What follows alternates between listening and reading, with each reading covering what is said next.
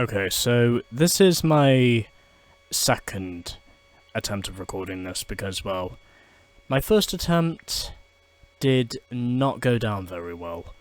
So I decided to make the only decision I could, and that was to simply try doing this whole mission again, and to maybe see if I can get some more satisfactory results. Aside from me wasting my time figuring out absolutely nothing. Okay, so, trying again with Mission 4. Over to you please, pre-mission cutscene.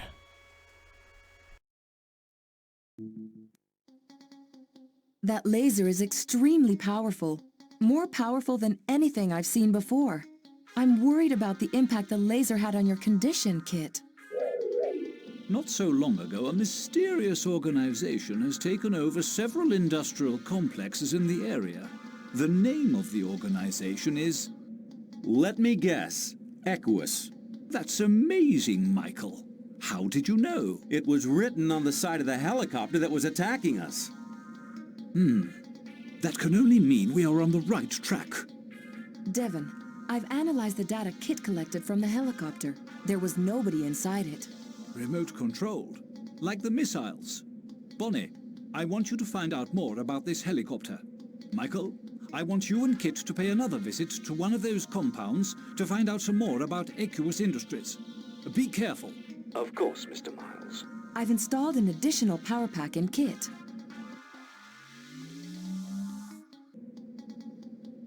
I've also uploaded a new program into Kit's computer. Kit can now recharge his power packs from any object that generates electricity using the micro jammer. That's great, Bonnie. Kit, let's go. We have no time to waste.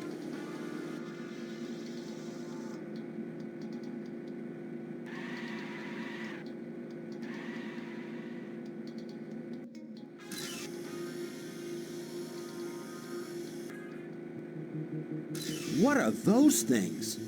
Robots? That seems to be the case, Michael, and they are heavily armed, too. They're coming this way! Look out! Okay, so, starting the mission now, and already I'm immediately heading into a field of more robots. And heavily armed robots as well. Who, in all honesty, are actually pretty easy to defeat. Let's get them. As long as you use the plasma gun. That must hurt. And already I am almost one life down. Or in other words, I am one power pack down. Already now.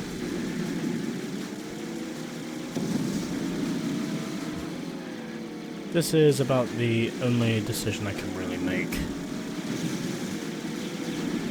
That was too close. Oh yeah, the other thing I know about Knight Rider is it was aired from 82 to 86, and about knowing that the name of the driver, of course, from playing the previous game is called Michael Knight.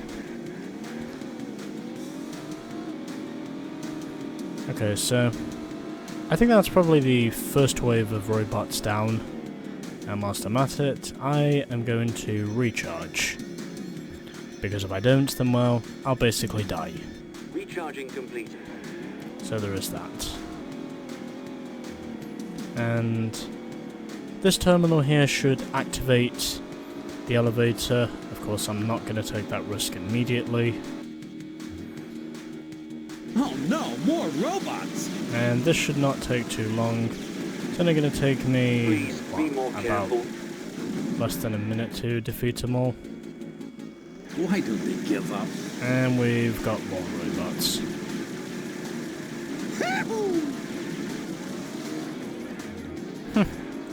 That almost sounds like the Dukes of Hazzard. Which, by the way, is another popular American TV show from the 80s.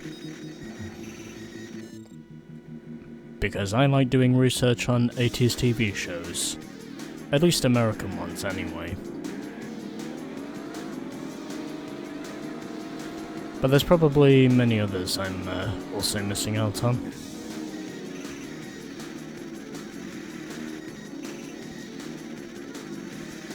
Oh yeah, I should also mention there is the sitcom Cheers as well, which many people would argue was also the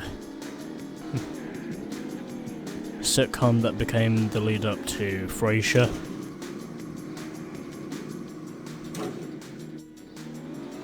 And Frasier, by the way, was aired at the same time as Friends, which obviously came a decade after Knight Rider in the 90s. But yeah, I could easily say that, well, the 80s and 90s, they definitely had plenty of well-known TV shows that were aired during that time as well. Even though many people would argue the 80s probably had to be the best era for TV. Technically speaking, of course. And many other things as well. And not just because many people know the 80s for also being the decade of the IBM 5100, one of the world's first ever production made personal computers.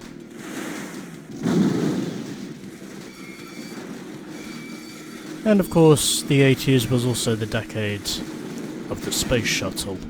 Well, the decade the space shuttle had seen its first few years of life. And eventually the space shuttle program from NASA went onwards to be the longest serving human spaceflight program in NASA's history, and will likely remain that way for probably many years, if not decades to come. Because I don't think the Artemis program is going to be anywhere near as long as the space shuttle program was. I'm pretty sure of that. And this should give us access to the underground bunker, I think. And there is a lift there, so that does show something. Anyways. Jumping back into action. Probably don't need to recharge whilst I'm here, because the mission will basically be over afterwards. And shalabang, shalaboom. Mission completed. Another mission is done. Congratulations, you've unlocked a new mission. Now you can choose a new mission in mission mode. Ooh. Of course, I am going to be showcasing each of these missions twice, because I also want to at least involve some element of challenge in the second part of this game, which will be taking place on the normal difficulty.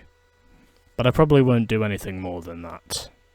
Anyways, so 4 missions are down, we still have 7 to go, and now it is time for us to move on to mission 5.